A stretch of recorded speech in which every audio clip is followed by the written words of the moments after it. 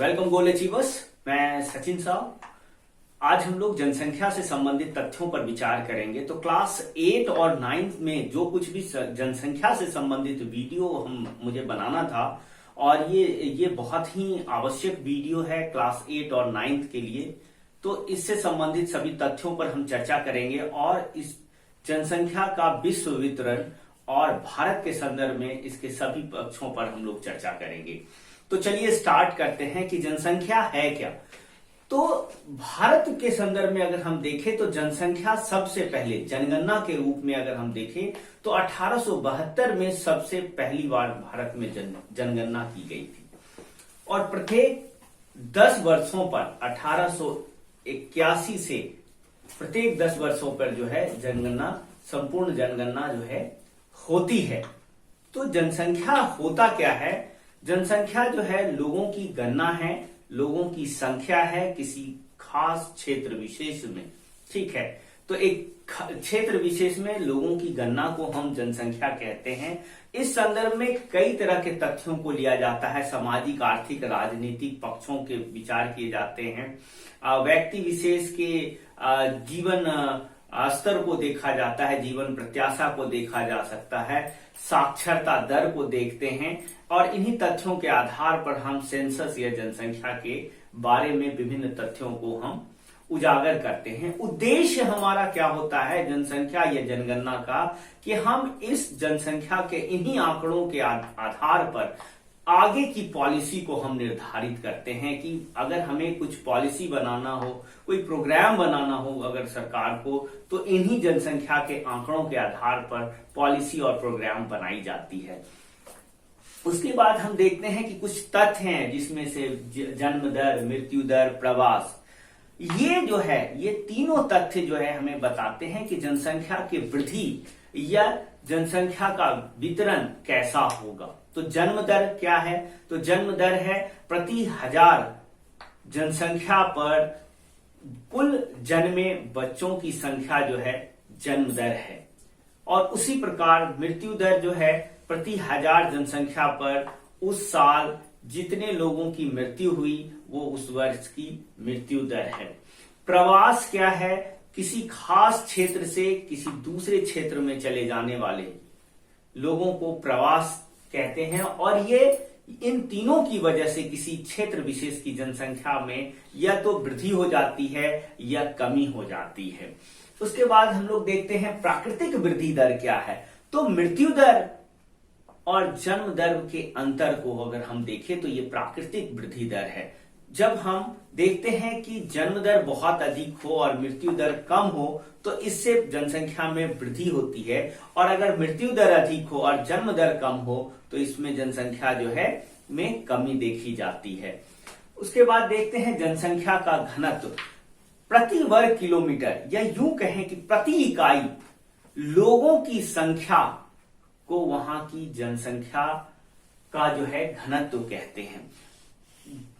ये जो है ये जनसंख्या का घनत्व अगर देखें तो प्राय जो है प्रति वर्ग किलोमीटर में देखा जाता है, वैसे ये प्रति इकाई के रूप में हम लोग इसको देखते हैं। तो इसका अर्थ ये हुआ प्रति वर्ग किलोमीटर में निवास करने वाले लोगों की संख्या को जो है जनसंख्या घनत्व कहते हैं।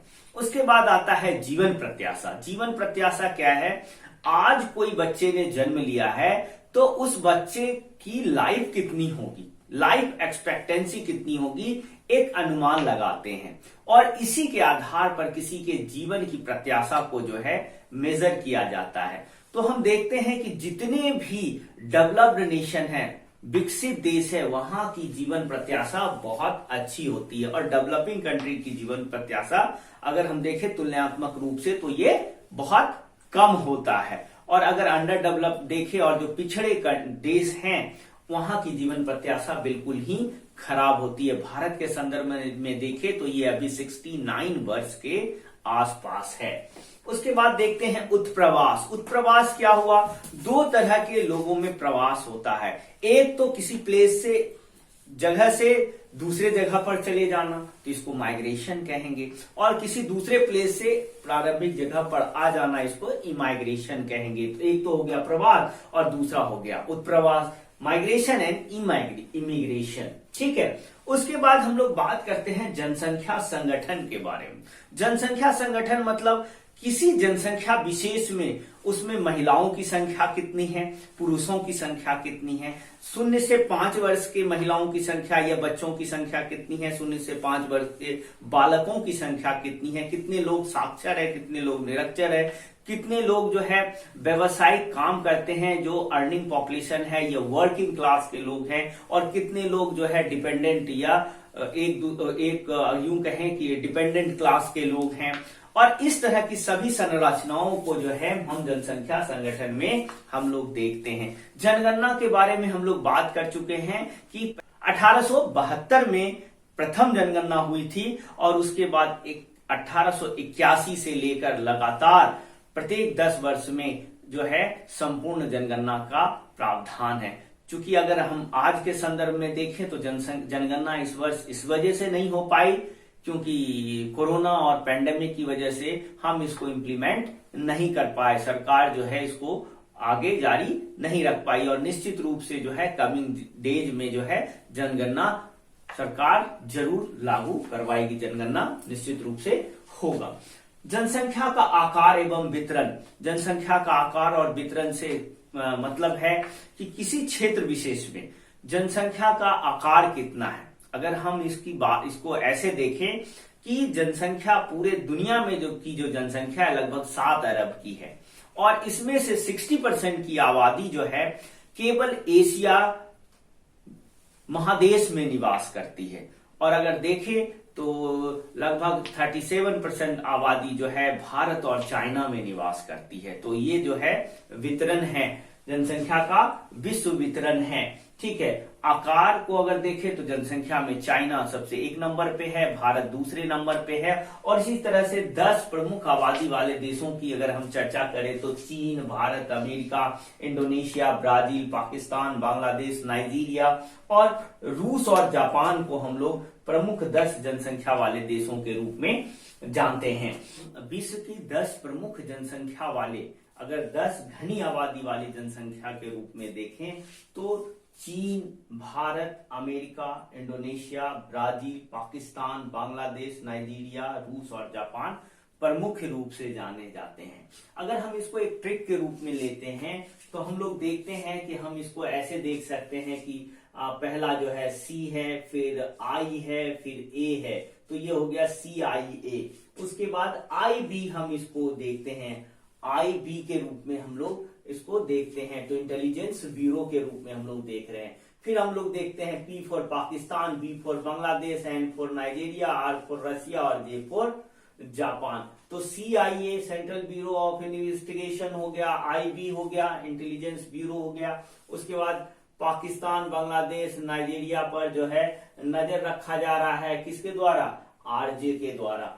तो इस प्रकार से हम लोग देखते हैं कि ये प्रमुख 10 देशों की जो है घनी आबादी वाले देशों की जो है लिस्ट हम लोग तैयार कर सकते हैं। C for China, I for India, फिर A फॉर अमेरिका, फिर I फॉर इंडोनेशिया, फिर B for Brazil, P for Pakistan, B for Bangladesh, N for Nigeria, R for Russia and J for Japan. तो ये प्रमुख 10 घनी आबादी वाले देशों का जो है सूची है पूरी दुनिया में। उसके बाद देखते हैं जनसंख्या वृद्धि एवं जनसंख्या परिवर्तन की प्रक्रिया। तो जनसंख्या के वृद्धि का जो प्रमुख कारण है यही जन्म दर, मृत्यु दर, प्रवास है, जिसको कि हम प्राकृतिक वृद्धि दर के रूप में हम लोग जानते हैं। जनसंख्या के गुण या विशेषताएं, अगर हम देखें जनसंख्या के गुण और विशेषताएं तो वो जनसंख्या कैसी है, उसमें शिक्षा दर कैसा है, उसकी जीवन प्रत्याशा कैसी है, उसका स्वास्थ्य स्तर कैसा है, काम करने वाले लोगों की संख्या कितनी है। अगर हम देखें तो आयु वर्ग में 0 से 5 वर्ष की जनसंख्या कितनी है, 5 से 14 वर्ष की कितनी है, और काम करने वाले वर्किंग क्लास जिसको कि हम वर्किंग पॉपुलेशन कहेंगे 14 से 59 वर्ष के लोगों की संख्या कितनी है। तो बाकी जो लोग बचे या कहें कि 14 वर्ष से कम उम्र के बच्चे और 59 वर्ष से ज्यादा उम्र के बूढ़े, ये दोनों जो है डिपेंडेंट क्लास की जनसंख्या के रूप में हम लोग जानते हैं। तो ये डिपेंडेंट क्लास की जनसंख्या जो है डिपेंडेंट है किस आयु वर्ग की जनसंख्या के रूप में, 14 से 59 आयु वर्ग की, जो कि पैसे अर्निंग करती है, जो देश के आर्थिक तरक्की पे जो है अपना महत्वपूर्ण रोल प्ले करती है। उसके बाद हम लोग देखते हैं लिंगानुपात के बारे में। तो लिंगानुपात क्या है?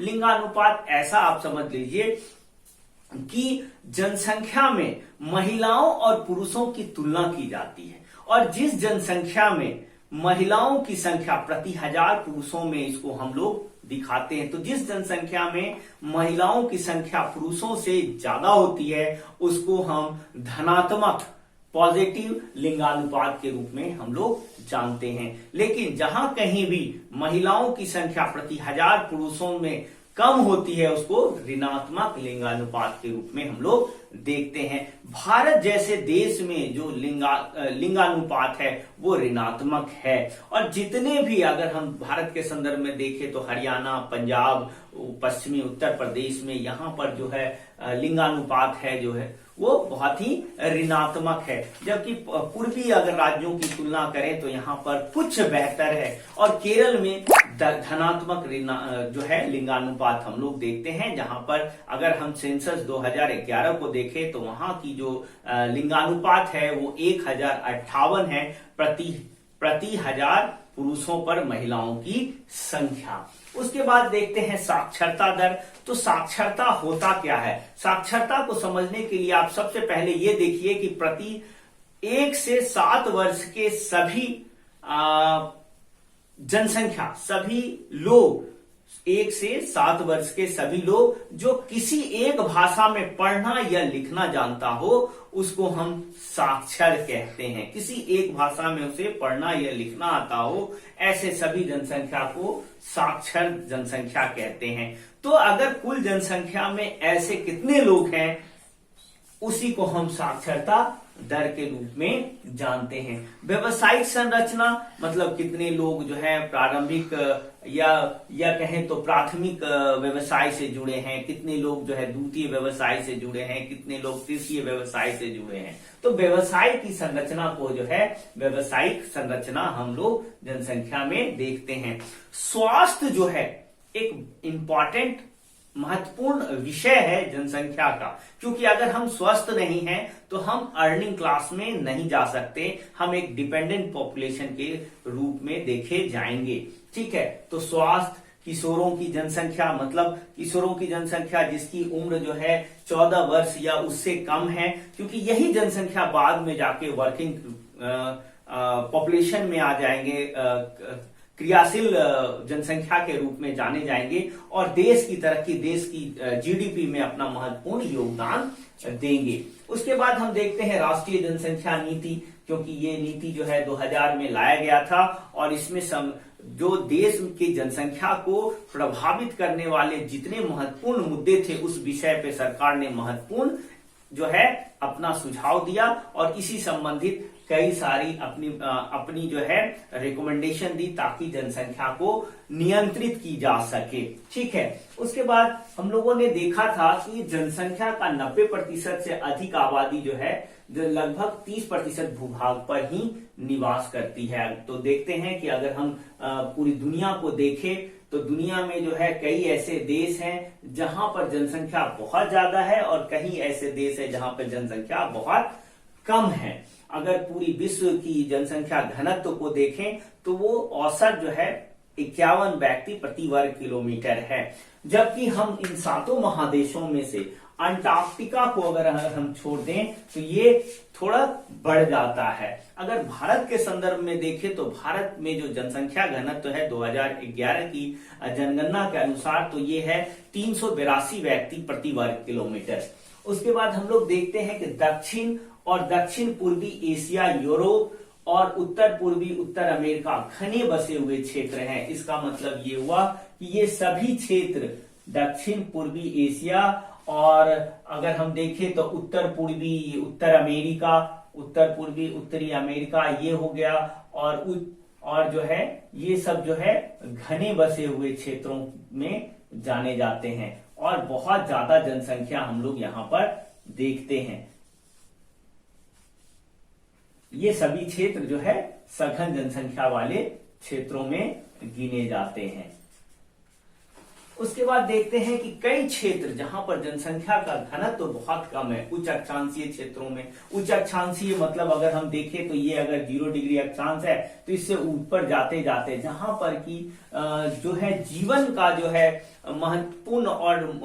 महत्वपूर्ण चीजों का मिलना बहुत कठिन है या जीवन का यापन बहुत कठिन है, ऐसे क्षेत्रों में जनसंख्या का घनत्व तो बहुत कम पाया जाता है। तो कौन से क्षेत्र हैं? उच्च अक्षांशीय क्षेत्रों, उष्ण कटिबंधीय मरुस्थलीय, उच्च पर्वतों और विश्वतीय वनों में कम जनसंख्या का जो है हम लोग देखते हैं कि इन क्षेत्रों में जनसंख्या बहुत ही कम होता है।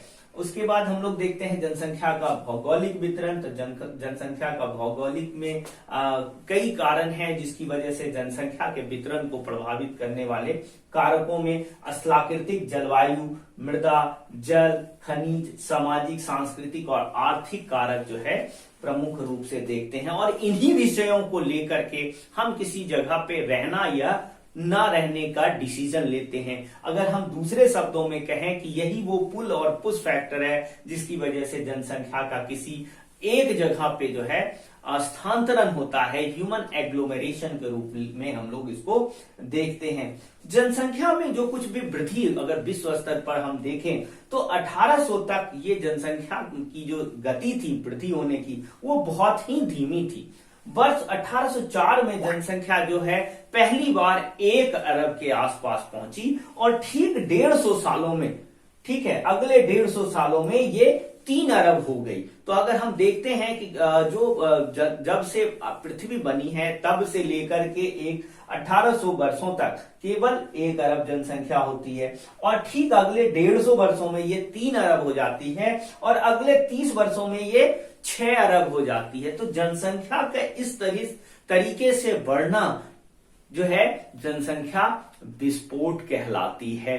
ठीक है, तो अगर हम देखें कि ये तो एक विश्व संदर्भ हो गया, भारतीय संदर्भ में भी हम इसको देखते हैं। तो भारतीय संदर्भ में हम क्या देखते हैं कि भारत में भी जो जनसंख्या का घनत्व है वो इसी रूप में देखते हैं कि जहां कहीं भी जो है पिछड़े या ऐसे क्षेत्र हैं जहां पर कि जीवन यापन कठिन